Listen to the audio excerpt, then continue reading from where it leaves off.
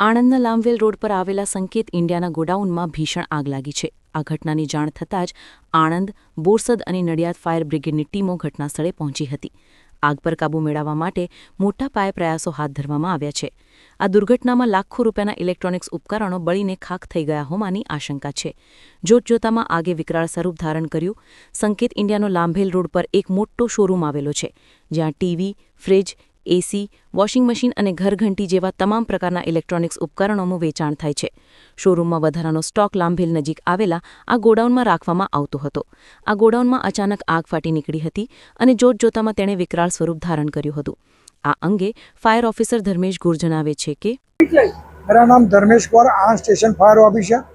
धर्मेश जी, क्या कहेंगे कहाँ पे आग लगी है, आपको क्या कॉल मिला था? अभी आनंद के लामवेल मंदिर के सामने जो संकेत का गोडाउन है, जहाँ पर फ्रिज और टीवी का गोडाउन है बहुत बड़ा, वहाँ पर आग लगी है। हमको जो फायर ब्रिगेड में कंट्रोल में कॉल मिला था, सबसे पहले हमारा फायर फाइटर आया।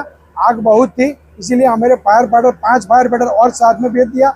और भी आग नहीं कंट्रोल में आ रही थी, इसीलिए हम लोगों ने एक नडियाद से फायर फाइटर मंगवाया, एक बोरसद से, एक यहाँ से जीआईडीसी में से फायर फाइटर मंगवा कर अभी आग कंट्रोल में है मेरे। किसका गोडाउन है? किसका गोडाउन है? ये संकेत इंडिया करके है, उसका गोडाउन है। यहाँ पर फ्रिज, टीवी और सब यहाँ पर रहता है। इसमें आग लगी। आग लगने की वजह क्या है सर? आग लगी वजह तो अभी तक तो मालूम नहीं पड़ा है, जब तक वो एफएसएल का रिपोर्ट आएगा तभी मालूम पड़ेगा।